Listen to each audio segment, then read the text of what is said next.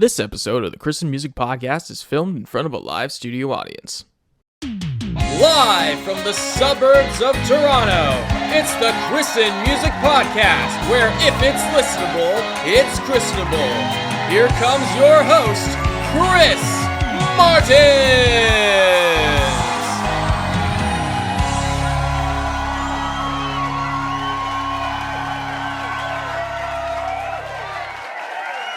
I can see now. Hey guys, it's been a week, and as you can see, I am not dead. But that Corey Feldman album was so bad, guys. How bad was it? Yeah, it was that bad. It was that bad. It was so bad, I got sick for like 2 days, and that destroyed my already flimsy upload schedule. But since I left you, I listened to a good album this time. Yay!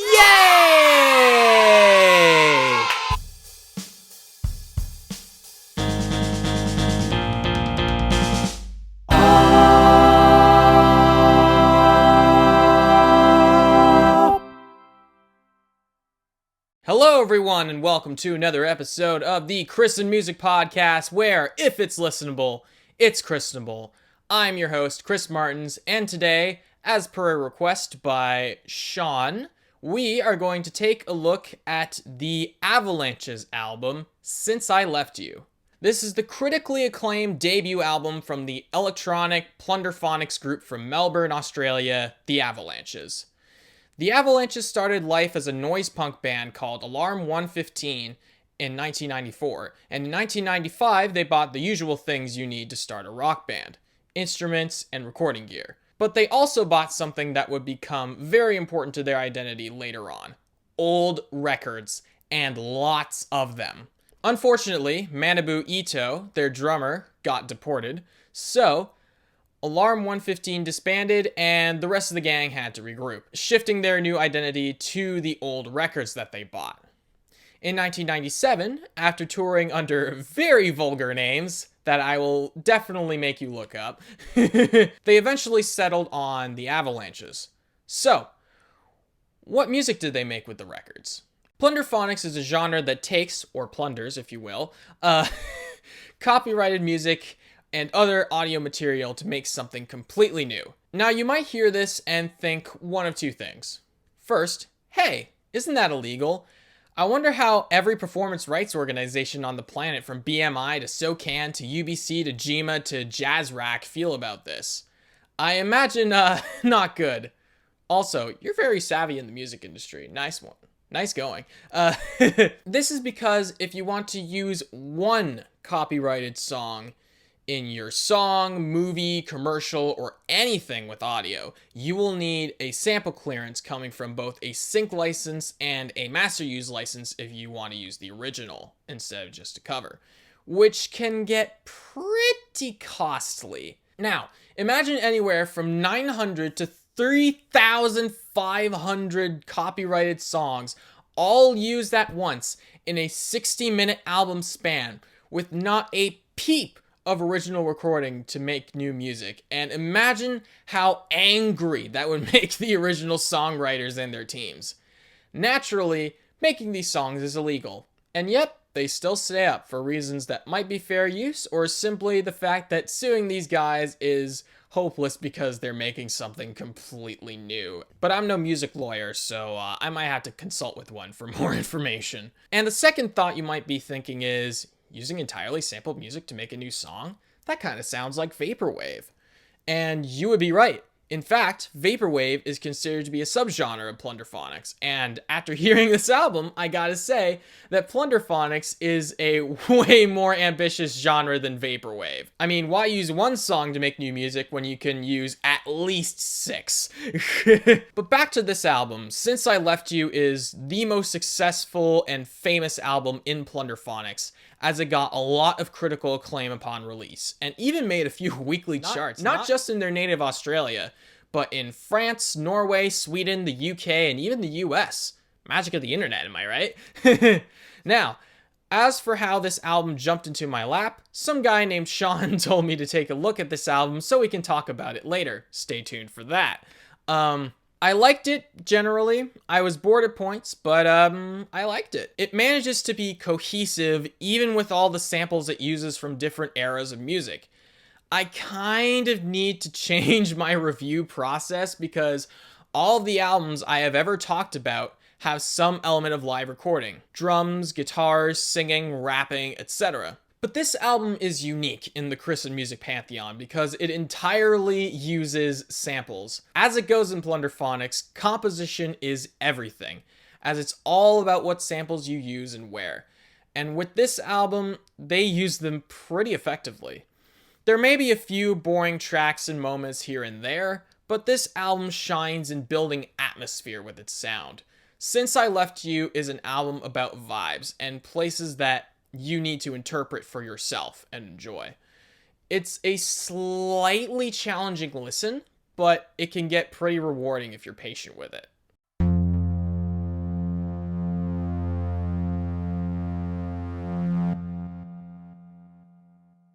I can't really say much about the recording process of this album because I'm not sure such a thing even existed.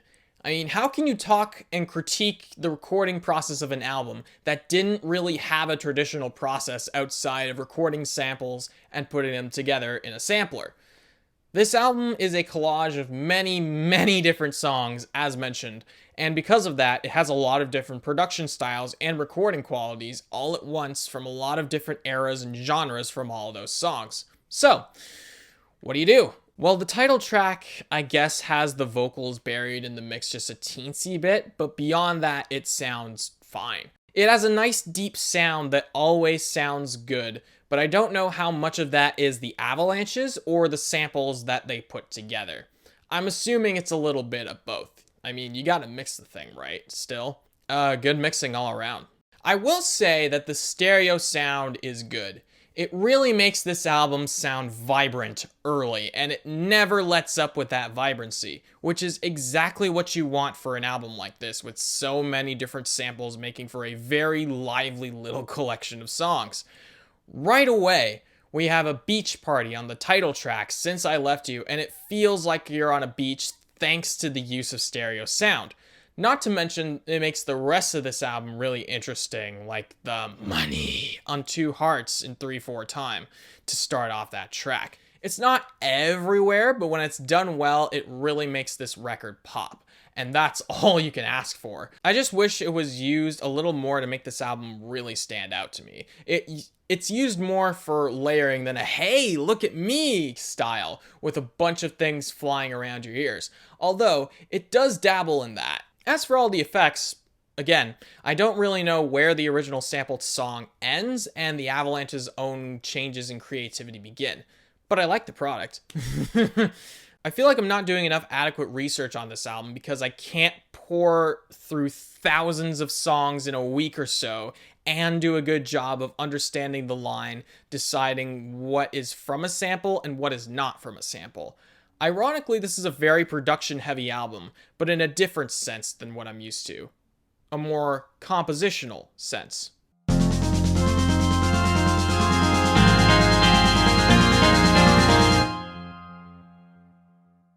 There are liner notes that say that there are live instruments playing, but for the life of me, I don't really know which are real live instruments or samples. I just assumed that it was all samples, and I feel that's the general consensus from the research I did on this album. Don't get me wrong, I don't mind the fact that this album is almost exclusively samples. In fact, I find it really fascinating how they made completely new music from pre-existing music, the likes of which I have never really seen before in my musical trails. But this is the first Plunderphonics album of its kind that I've ever listened to, and wow, it is a completely different world than what I know. But I'm beating around the bush a little bit. As this album is primarily samples, let's talk about them. This album uses thousands of samples to make really lush songs with a lot going on. It has usually clear drums, muted yet still audible bass, and fun synths and other electronics.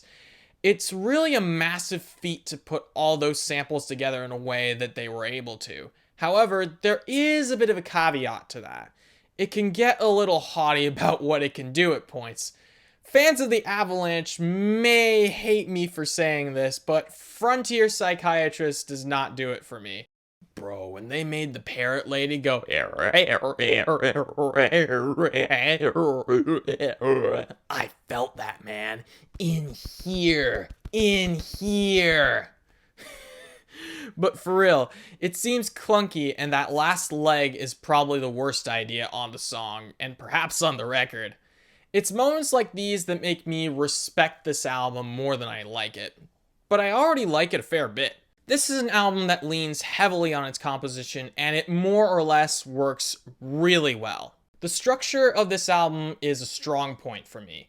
Song structure is pretty fun, with really cool drops and build-ups leading to them. The drops on this thing hit you again and again with explosive, precise energy, such as on A Different Feeling, hitting us with that explosion with robotic precision. Dun, dun, dun, dun. Dun, dun. Album structure is perhaps my favorite part of this whole record. Each song bleeds into one another, and it feels like it's a couple of long songs stretched out over multiple tracks. It does wonders for making this album a cohesive unit, but I feel like it has the same flaw that Pink Floyd albums do. You cannot shuffle this in your playlist, as it likely wasn't made to be shuffled. But what's worse, when each song bleeds into one another, you don't get songs that are their own contained unit, and you often need to hear the beginning of the next song to hear the end of a song. I also feel a little bored when hearing the same ideas and same tempos pop up over and over and over again, just consecutively, and I wonder to myself on occasion, when will things start to switch up here? Although that said, it feels like a club mix, and I'm pretty sure that that was what they were going for here. A response to and even a celebration of dance music, not just from the prior decade, but throughout the genre's history. Just sit back and have fun.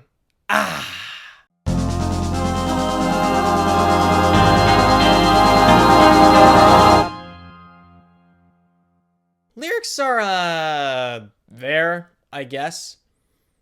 Okay, that's not entirely fair to say, but I feel like this album is far more focused on compositional than lyrical prowess. According to an interview, the original plan for this album was for it to be a concept album where someone goes around the world trying to find the love of their life. Like the rest of this album's elements, there are singers for multiple samples, so talking about just one as if there was one lead singer is kind of futile. So let's talk about all of them. I find the vocal samples on Electricity to be really pretty, and the ones on Etoh to be really jarring to just keep me engaged. Rap is generally a more percussive vocal style than singing is, and this is no exception here. See the Prince Paul line, and I need to book a flight tonight. On Flight Tonight, for example. It's used as a percussive thing on top of being a melody, but in a repetitive way that adds to the groove of that song. However, the Frontier Psychiatrist thing is a little much for me. Just blatantly using samples to make phrases even if they don't exactly mesh together well. It's too showboaty of a song for me, even though it's one of their most popular songs, so someone must disagree with that. But other than that, I like the vocal samples here, and they really add an interesting wrinkle to the rest of the album. The vocalists on this album are used as instruments just like any other, which is fine. In fact, it's done pretty well here. These songs are focused on helping to build the composition-led atmosphere rather than building atmospheres on their own, leading the narrative charge. They're more of a helping hand than a driving force, which is fine since this album is more focused on composition. The theme of this album was going to be some overarching story with the working title Pablo's Cruise, as I mentioned, about traveling all over the world to find the lost love of one's life, and the Avalanches thought that this was too obvious, which I'm slightly disappointed by, because that sounds like a really compelling idea. However, what we got was compelling as well. It is a collection of songs that is an ode to disco, 90s dance music, even hip-hop and Motown, and just music in general. This is a genuinely creative album, and if you're a music fan, you need to soak in every second of it. And more than that, you should dance to it.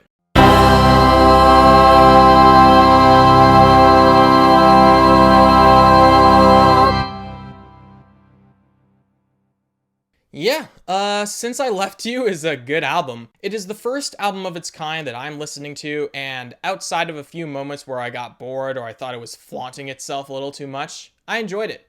Again, I find I respect this album more than I like it, and I already like it quite a bit.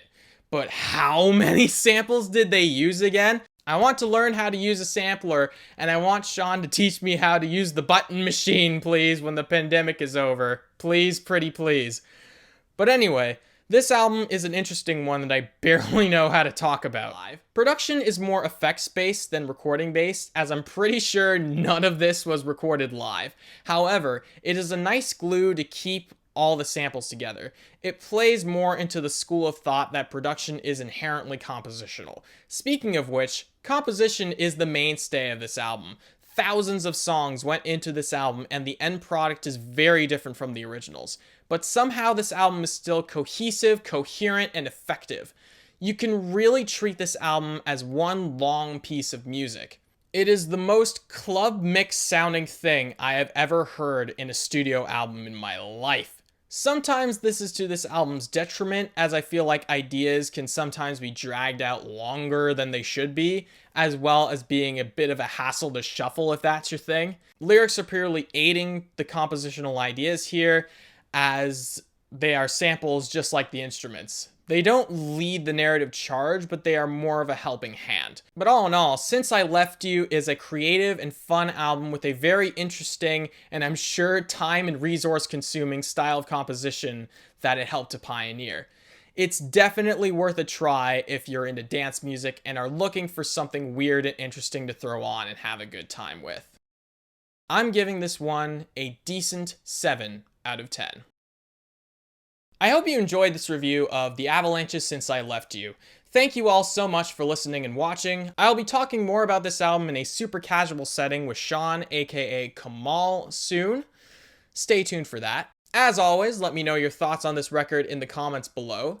If you like hearing me talk music and do music, subscribe to the Martelins music channel and hit the bell so you never miss anything I put out. If you want to see more of me and my musical endeavors, you can follow me on Instagram, Twitter, Facebook, and TikTok at Martelins Music. If you want strictly review-related content, follow at Christened Music on Instagram. If you want all that in the kitchen sink, you can check out my website at martelinsmusic.wixsite.com/music. And before I leave you, I have music of my own that I am anxious to share with you, and it sounds just a little like...